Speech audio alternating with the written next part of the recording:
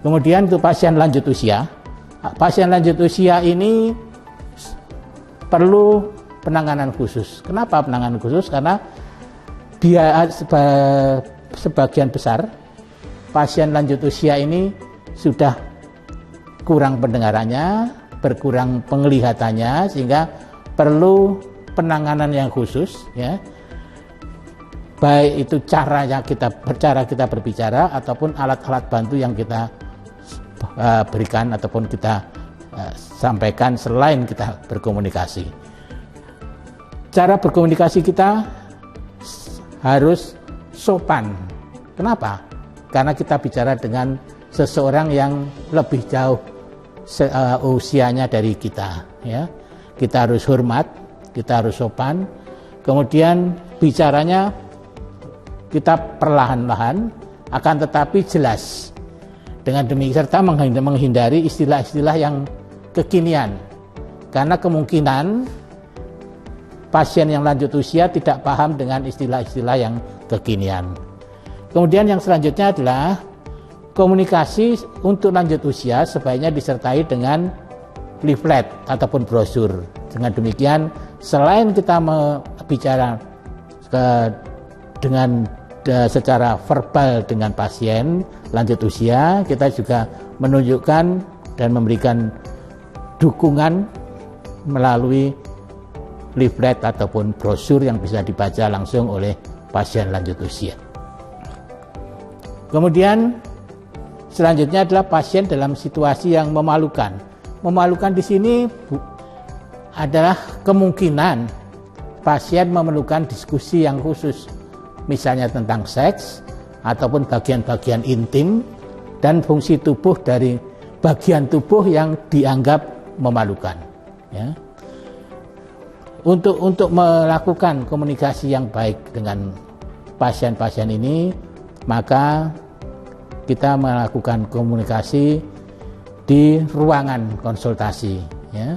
Kemudian yang kedua, pada saat melakukan komunikasi, hindari kontak mata secara langsung dan kita buat suasana senyaman mungkin sehingga pasien tidak merasa malu untuk menyampaikan keluhan ataupun minta informasi yang berkaitan dengan hal-hal yang dia inginkan ketahui, ya. Kemudian untuk konseling apoteker, ya.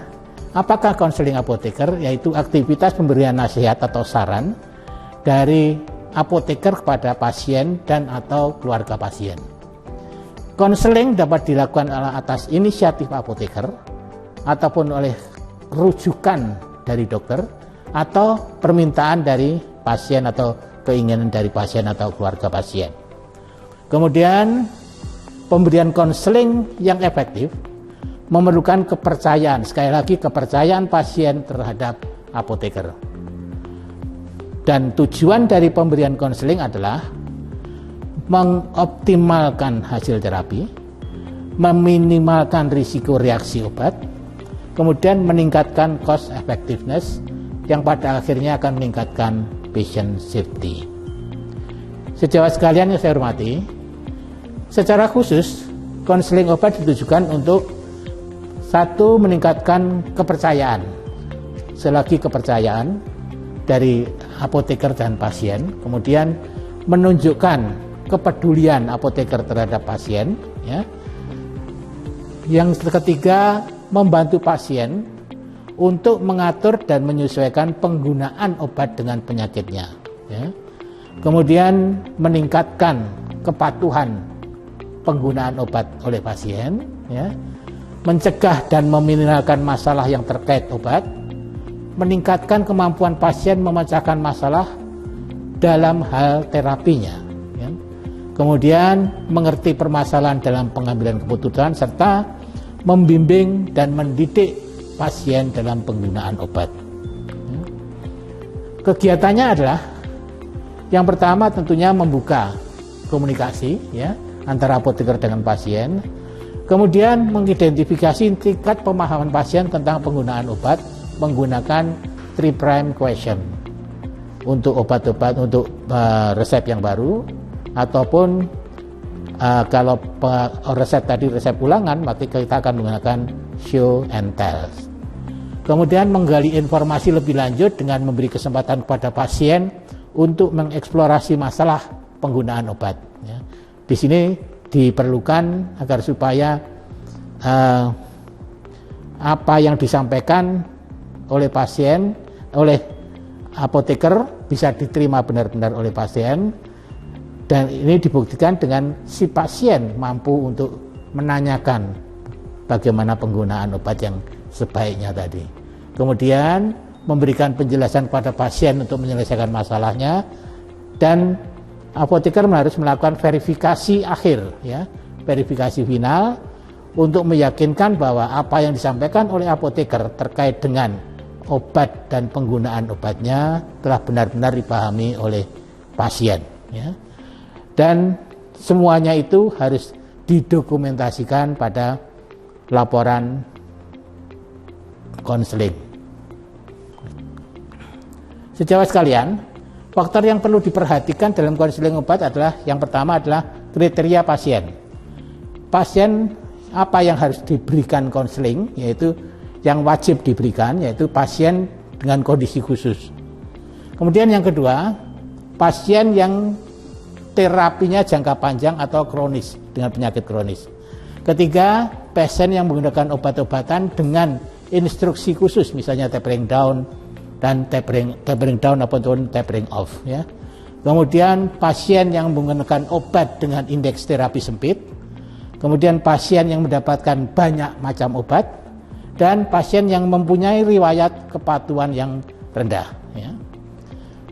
Ini semua didukung oleh sarana dan prasarana, yaitu ruang konsultasi yang pertama, dan yang kedua adalah alat bantu konseling, bisa untuk catatannya, kondisi catatan mengenai konseling, kemudian kartu pasien ataupun laporan untuk konselingnya. Kemudian kita tidak tadi melihat kenyataan bahwa banyak apoteker yang tidak mampu berkomunikasi dengan efektif dan baik. Maka tentunya kita harus menetapkan atau melihat bagaimana strategi untuk mengembangkan komunikasi. Dalam berkomunikasi dengan baik, kita harus menjelaskan berkomunikasi dalam bahasa yang sederhana. Kemudian tetapkan fokus pada pesan utama, ya. Dan ini harus diulangi agar supaya memberi pemahaman yang baik kepada sasaran yang akan kita berikan informasi tadi. Ketiga, gunakan teknik teach back, ajarkan kembali, atau tunjukkan padaku untuk memeriksa pemahaman sasaran terhadap isi dari komunikasi atau informasi yang diberikan. Kemudian, ajukan pertanyaan secara efektif, gunakan materi pendidikan yang ramah pasien untuk meningkatkan interaksi. Strategi ini tentunya akan membuat pasien merasa nyaman saat melakukan komunikasi. Dengan demikian, kalau melihat hal ini, maka 5 strategi ini akan membuat pasien merasa nyaman saat melakukan komunikasi.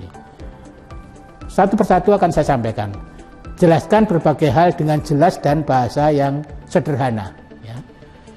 Kemudian di situ, selain bahasa sederhana, kita harus memperlambat cara bicara kita dan juga bicara secara jelas. Kemudian gunakan bahasa yang sederhana dan non medis, jangan gunakan istilah-istilah medis. Kemudian seperti contoh tablet untuk tekanan darah, jangan kita sampaikan tablet untuk anti hipertensi.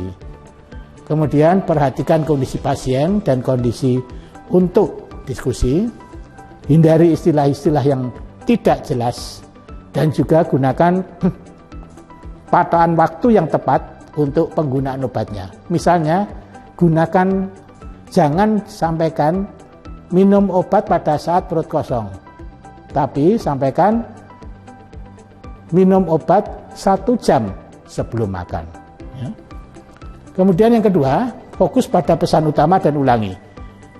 Batasi informasi, fokus pada 1-3 hal. Ada poin kunci di situ. Kemudian kembangkan penjelasan singkat untuk kondisi medis umum dan efek sampingnya. Ya. Kemudian diskusikan perilaku spesifik dan bukan konsep umum. Ya. Apa yang perlu dilakukan pasien serta tinjau setiap poin di akhir sesi komunikasi. Ya. Yang ketiga, gunakan teach back, ya, ajar kembali untuk memeriksa pengertian. Ya. Jadi bentuk-bentuk pertanyaannya bisa, saya ingin memastikan saya menjelaskan semuanya dengan jelas. Ya. Untuk itu tolong Bapak atau Ibu mengulang kembali apa yang telah saya sampaikan sebelumnya. Kemudian yang lainnya, jika Anda mencoba menjelaskan pada suami Anda cara minum obat ini, apa yang Anda katakan? Ketiga, mari kita tinjau efek samping dari obat ini, gitu ya. Kemudian apa saja 2 hal yang saya minta Anda perhatikan. Ya, jadi mungkin sebelumnya pada saat memberikan informasi ada 2 hal yang harus diperhatikan oleh pasien atau keluarga pasien tadi. Yang selanjutnya adalah tunjukkan pada saya contohnya bagaimana Anda menggunakan inhaler ini. Tunjukkan pada saya bagaimana Anda menggunakan injeksi untuk insulin misalnya, dan seterusnya. Kemudian yang keempat, mengajukan pertanyaan secara efektif. Di sini ada yang jangan sampai dilakukan, yaitu untuk kalimat-kalimatnya. Jangan katakan Anda punya pertanyaan atau apakah Anda menggunakan obat Anda dengan benar, tetapi katakan bahwa pertanyaan apa yang Anda miliki.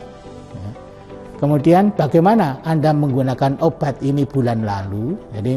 Jadi buat pertanyaan ini terbuka sehingga ada kesempatan pasien untuk menjawab dan memberi kejelasan dan memberikan kesan kepada kita bahwa dia betul-betul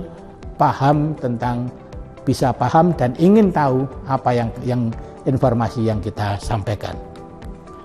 Kesimpulannya, bahwa komunikasi terapeutik merupakan tanggung jawab moral seorang apoteker. Yang kedua, untuk melakukan komunikasi dengan baik dan efektif diperlukan latihan dan juga pengasahan keterampilan berkomunikasi sehingga efek terapeutik yang menjadi tujuan dalam komunikasi terapeutik dapat tercapai. Dan yang ketiga, apoteker yang melakukan komunikasi terapeutik akan menyadari bahwa komunikasi terapeutik yang ia lakukan tidak hanya memberikan khasiat terapeutik kepada pasien, tetapi juga manfaat bagi diri apoteker sendiri. Demikian, terima kasih. Wassalamualaikum warahmatullahi wabarakatuh.